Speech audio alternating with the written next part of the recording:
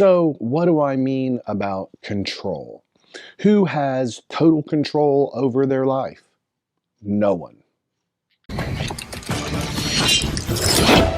This is part 2 of the 5 C's of mental toughness, and today we're going to talk about control.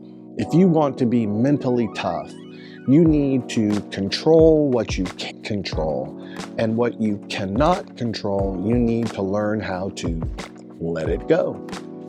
Let's talk about the different aspects of control.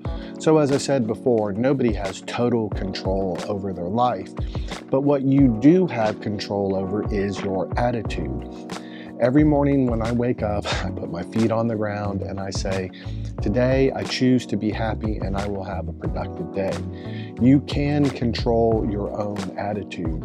You are controlling your environment. You control your food, your training times, what time you get to sleep and how long you get to sleep. All those things are generally within your control. Let's talk about stress. I mean, stress is something you can never really say is 100% under control, but it's something where I had to take a bigger step forward in my mental game this year over anything, controlling my thoughts and my fears of my health and kind of not letting myself get in my own head. Another form of stress is the stress that we get through our daily social media. We look at our social media and we compare ourselves to others and it stresses you out. I had to admit, I had a problem like that everything in my feed in Instagram was bodybuilding, and I was just seeing these huge guys and it was really getting me down. It was really making me feel like I was a skinny bitch and I just shouldn't even be doing this. So I had to wean myself off of it for a while and then correct my attitude towards it. Another form of stress is work stress. You're at the office. Some people have what I call workload stress, and then there's the type of work environment stress. I think it's much better or easier to have a lot to do than to be in an environment where you hate your boss, you hate your coworkers, or it's a toxic environment. And that is a bad combination, especially if you have too much work to do and you're in a bad environment. It creates a lot of cortisol, which is going to destroy your gains. Another type of stress comes from relationships. This also affects your metabolism. When I talk to my nutrition clients and I find out their stress level at work is a 10 and their home environment is a 10, then that's really bad news, and I hate to tell them that they're really going to struggle to attain their goals when you live under that kind of stress. Stress really will damage your system. It will damage your metabolism, so no matter what you're eating, if you're eating healthy, it will cause metabolic problems.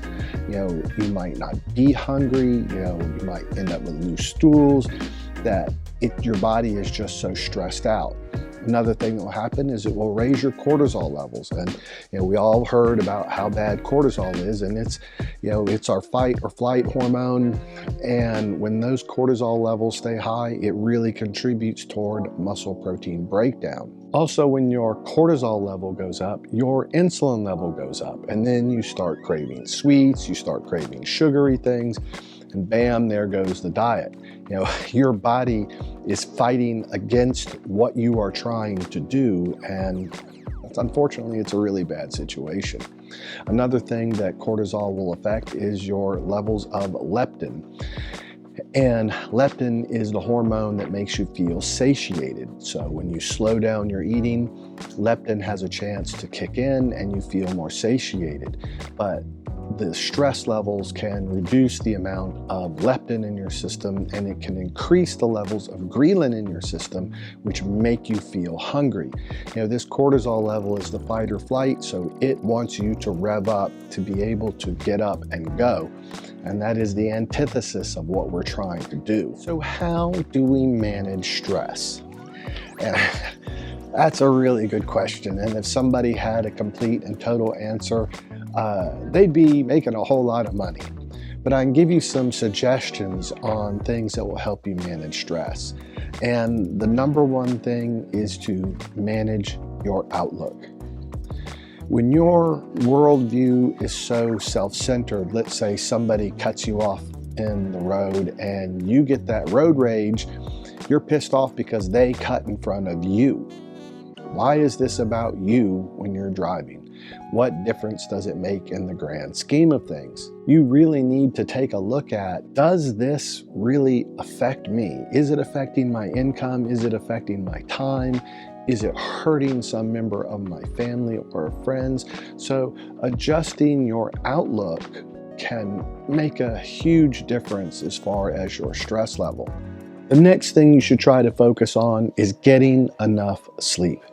I hear people tell me all the time, well, I can't get to bed until 11 or 12. Why? Is somebody putting a gun to your head that's forcing you to watch a television show?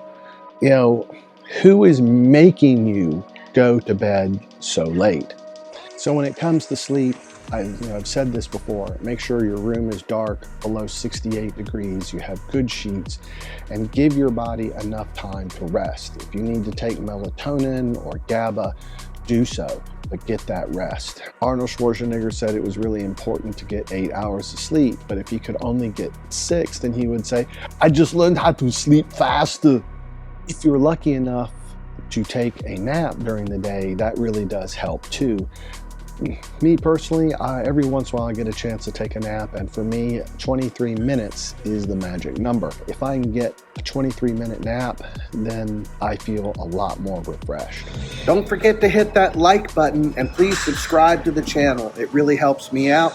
And don't forget to follow me on Instagram at Masters Muscle. The next thing that reduces stress is exercising.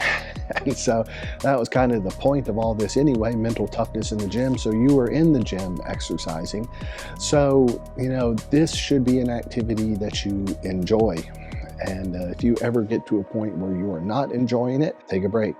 Go do something else for a while, get back in the gym and enjoy it. But there's a lot of hard research that shows that exercise reduces stress. The recommendation I'm going to make about managing stress is get the hell off of social media. Call a friend. Go do something with a friend. Do something with a family member that you love. Take the dog for a walk. Go somewhere. Get human interaction. People don't take into account how human interaction is really important. We are, by our very design, social creatures, and we need that time socializing. That is part of who we are. So put your phone down, go talk to a friend, call a friend. And when it comes to controlling stress, meditation is really important. So my coach, Dorian Yates, is a big proponent of meditation, and here is what he has to say. So I got this spot, and this is the only thing I use it for, just nothing else, just sit in this spot and meditate. Every morning, I pretty much do that to set myself up for the day, so I'm creating a good energy for myself and projecting energy to everybody else. So this is where I do it. And what kind of meditation am I doing? A lot of people asking me. I do various types, but a couple you might want to check out is Energy Centers meditation from Joe Dispenza, I like, and Twin Heart meditation. You can find either of those on YouTube, so just stick your headphones on and follow the instructions. All right, guys, that's how you start your day in a good energy. All right. And another thing that you can do, here's kind of like my bonus tip, is step away. Go take a vacation. Just spend a lot of time away from the things that are causing you stress. Think about or make a list of the things that make you happy. Make a list of the things you enjoy doing, besides lifting weights, besides watching YouTube videos. What do you like to do outside? Would you like to go travel? But just step away, and that can really help control your stress level. The better you become at controlling stress, the more mentally tough you will become. When things are happening around you in the gym, in your personal life, at the gym, in the back of your head, if you can control those thoughts, then you will be mentally tough.